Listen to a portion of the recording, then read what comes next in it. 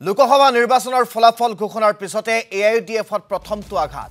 দলৰ সকলো বিষয়বাবৰ পৰা পদত্যাগ কৰিছে আমিনুল ইছলামে নিৰ্বাচনত হতাশজনক প্ৰদৰ্শনৰ দায়িত্ব স্বীকাৰ কৰি বিষয়বাব ত্যাগ কৰিছে মানকাছৰৰ বিধায়কগৰাকীয়ে দলৰ সভাপতি মৌলানা বদৰুদ্দিন আজমললৈ পদত্যাগ পত্ৰ প্ৰেৰণ কৰিছে আমিনুল ইছলামে আমি আপোনালোকক জনাইছো এই গুৰুত্বপূৰ্ণ খবৰটো নিৰ্বাচনৰ ফলাফল ঘোষণা হোৱাৰ পিছতে এআইইউডিএফত প্ৰথমটো আঘাত লাগিছে দলৰ সকলো বিষয়বাবৰ পৰা পদত্যাগ কৰিছে আমিনুল ইছলামে নিৰ্বাচনত হতাশজনক প্ৰদৰ্শনৰ দায়িত্ব স্বীকাৰ কৰি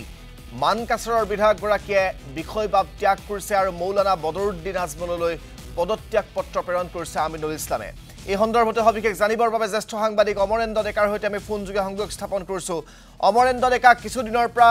এআইইউডিএফৰ ভিতৰ চৰাত যথেষ্ট খামখিয়ালি দেখিবলৈ পোৱা গৈছিল কেইবাগৰাকীও বিধায়কে দলীয় নেতৃত্বৰ প্ৰতি তেওঁলোকে অসন্তুষ্টি ব্যক্ত কৰি সংবাদমেল সম্বোধন কৰিছিল আৰু দলটোৰ যি হেহতীয়া নিৰ্বাচনৰ ফলাফল সেয়া অত্যন্ত বেয়া আছিল বা দুখ লগা আছিল গতিকে তাৰ পিছত এবাৰ দলটোৰ বিষয়বাব ত্যাগ কৰিছে বিধায়ক আমিনুল ইছলামে আমাক গোটেই বিষয়টো সন্দৰ্ভত আপোনাৰ পৰা সবিশেষ জানিব বিচাৰিম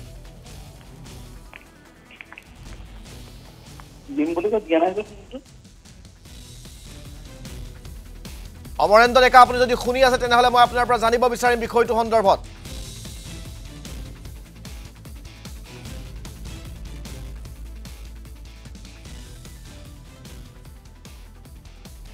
পৰাজয় বৃহৎ ব্যৱধানত থকা পৰাজয় এক বিপৰ্যয় বুলি ক'ব লাগিব এই বিপৰ্যয়ৰ পিছতে এআইইউডিএফত ভাঙোনৰ এটা স্পষ্ট ইংগিত পোৱা গৈছিলে ইয়াৰ আগৰে পৰা এআইইউডিএফৰ কিছু আভ্যন্তৰীণ বিষয়ক লৈ কেইবাগৰাকী বিধায়ক অতি ক্ষুণ্ণ হৈ আছিলে মুকলিমূৰীয়াকৈ দুই এগৰাকী বিধায়কে বিধায়ক কৰিমুদ্দিন বৰগোহাঁইৰ বিৰুদ্ধে তেওঁলোকে ক্ষোভ প্ৰকাশ কৰিছিলে তেনেধৰণৰ কিছু বিষয় চলি আছিলে আৰু এতিয়া দেখা গৈছে যে আমিনুল ইছলাম মানকাছৰৰ বিধায়ক তেওঁ দলীয় বিষয়বাবত যদি গুৰুত্বপূৰ্ণ বিষয়বাবত আছে তেওঁ সাংগঠনিক সাধাৰণ সম্পাদক দলটোৰ সমান্তৰালকৈ আমি ক'ব বিচাৰিছো যে তেওঁ সাংগঠনিক সাধাৰণ সম্পাদক হোৱাৰ উপৰিও দলটোৰ মুখ্য প্ৰবক্তা হয় তেওঁ আৰু অন্যান্য বিষয়বাব বিশেষকৈ এআইইউডিএফৰ আইন সংক্ৰান্তীয় সকলো বিষয় বা নীতি নিৰ্ধাৰণত আমিনুল ইছলামৰ এটা গুৰুত্বপূৰ্ণ ভূমিকা সদায় এইগৰাকী বিধায়কে লৈ আহিছিল আৰু তেওঁ এতিয়া সকলো বিষয়বাবৰ পৰা সকলো বিষয়বাব তেওঁ এৰি দিছে এই কথাখিনি স্পষ্ট ইংগিত দিছে যে বিধায়ক আমিনুল ইছলামে দীৰ্ঘদিন ধৰি যে এআইইউডিএফৰ বিধায়ক হৈ নাথাকিব তাৰ কিন্তু এটা স্পষ্ট ইংগিত দিছে কিন্তু যিহেতু এতিয়া এই বিষয়টো কেৱল আমিনুল ইছলামে এইখিনি মুহূৰ্তত বিধায়ক পদ এৰিব নোৱাৰে দল এৰিব নোৱাৰে দল এৰি বিধায়ক পদ যাব গতিকে হয়তো তেওঁ এটা স্থিতি গ্ৰহণ কৰিব কিন্তু আমিনুল ইছলামৰ এই যিটো পদত্যাগে কিন্তু স্পষ্ট ইংগিত দিছে এআইইউডিএফত যে ভাঙোন হ'বলৈ গৈ আছে সেয়া স্পষ্ট ইয়াৰ পূৰ্বেও শুনা গৈছিলে যে এআইইউডিএফৰ 7গৰাকীকৈ বিধায়কে কংগ্ৰেছৰ সৈতে তেওঁলোকে যোগাযোগত আছে অৱশ্যে প্ৰদেশ কংগ্ৰেছৰ সভাপতি ভূপেন বৰাই এই কথাখিনি অস্বীকাৰ কৰি আহিছিলে